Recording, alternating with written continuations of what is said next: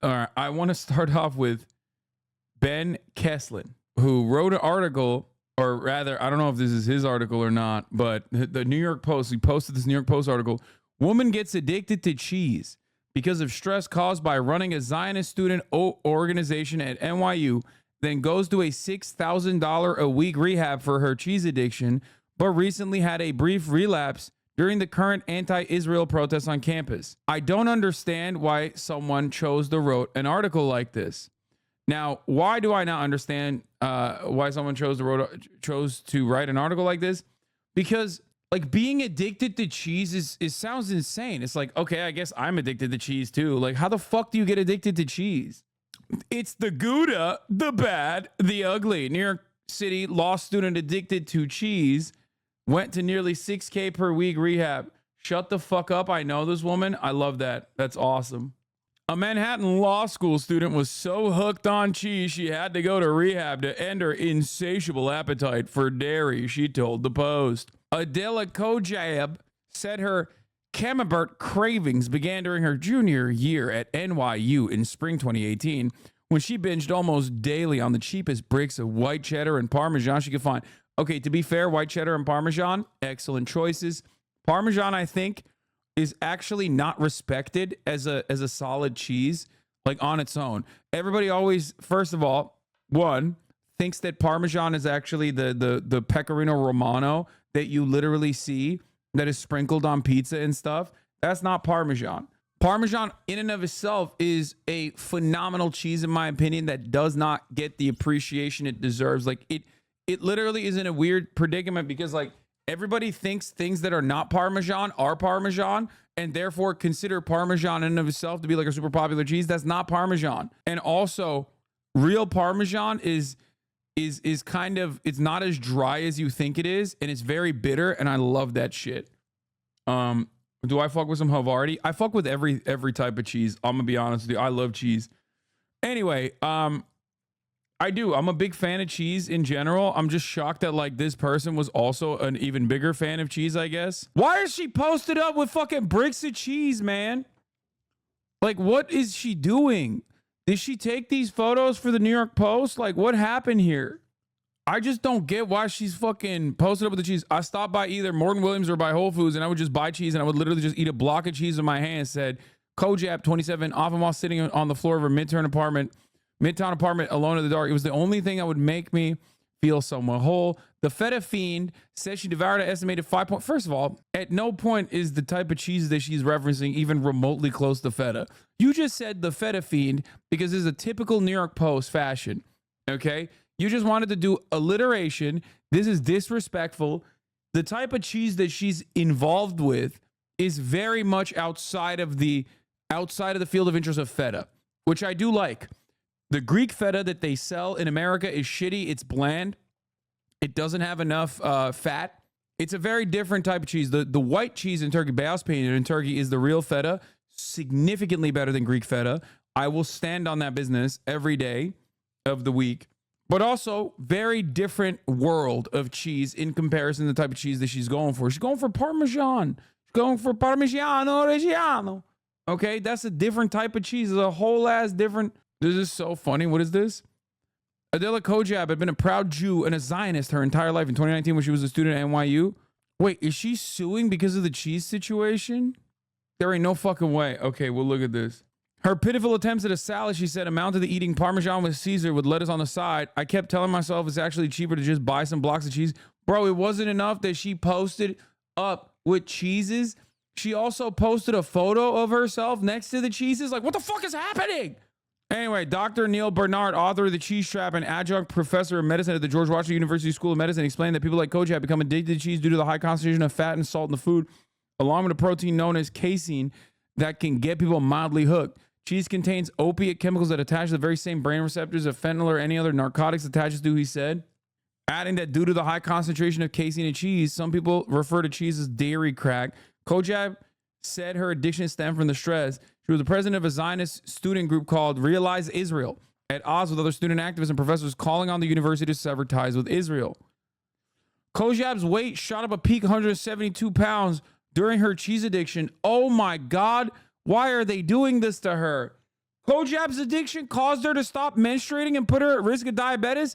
Bro, is this article supposed to be defending her or shitting on her? This is the type of information that no one should know about you. What is happening? Why are they just like ripping her a new asshole? Is this anti-Semitic? I just don't understand how this is like, it's the New York Post, so I know it's supposed to be positive. I know it's like written with the intention of it being positive, but given the content of the story, it literally turns into a hit piece. She's brave in telling her story to help other cheese addicts come forward. I'm telling you right now, this is like, people will make TikToks of the story, making fun of her, causing her unimaginable stress, and maybe relapse again, causing her to relapse again. She is going to literally eat so much more cheese now that this story is out there. New York Post is the real paper of record, okay? Not the New York Times. New York Post is the real gray lady. She spent how much for cheese rehab? $6,000 a week, bro. She also stopped menstruating for 5 months during the throes of her cheese feast to become at risk for type. Dude, this is so funny. New York Post literally was like, look at this fat piece of shit. Like, they're literally writing this article that is supposed to be like, kind to her. And they are basically giving off the vibes where they're like, look at her, she's so fucking fat. She stopped menstruating because she can't put the goddamn cheese down. She can't put the fucking cheese down. Fatty! What the fuck? Calm down, man. Someone should have stopped John Levine from writing this article. It's just like, my mom said, you're not well, you're not okay, you need to go away for a while. You need to go away for a while. We're sending you to the farm. The family intervention saved her life. Kojab learned at a South Carolina wellness retreat to count calories and healthy snacks so she could eat in lieu of cheese. She should have just become a Hasanabi head. 1, she would no longer be a Zionist. And 2, she would learn all of the same lessons for literally free. Like literally $5 a month if you want to avoid the top of the hour ad break. And that's it. She's out here spending $6,000 a week. And I could have given her this information for $5 a month by subscribing and avoiding the top of the hour ad breaks. And she would no longer be a Zionist, which probably would be much better for her mental status anyway. Your cheese takes are literally your worst takes. Get the hell out of here, bro. I'm a cheese lover, a real cheese lover. I've been a real cheese lover for many years of my life. You cheesing crody, you cheesing fam. Attending a 2-week wellness retreat at a Hilton Head Health in South Carolina, which cost at a minimum $5,820 a week, helped the Asiago addict gain control of her eating disorder. They are destroying her with these alliterations. Instructors and counselors taught her the basics of how to order and prepare healthy meals, count calories, and consider healthier snacks like blueberries or popcorn in lieu of Havarti. Yeah, okay, so she went on Ozempic. Oh, there it is. Her weight has dropped to a string cheese slim 123 pounds, in part aided by Ozempic, prescribed to deal with her diabetes risk. Yeah, bro. She got on Ozempic. That's it. Still, Kojab, who settled an anti-Semitism lawsuit she brought against NYU in 2019, is set to graduate from the Cardozo School of Law in June. Hasn't sworn off cheese completely. These days, she says she reaches first for a lighter mozzarella over a Vermont cheddar or Parmesan. And during a visit to the Ideal Cheese Shop in Midtown East, she smiled while nibbling on samples of Gruyere and Prairie Breeze cheese cheddar with crackers.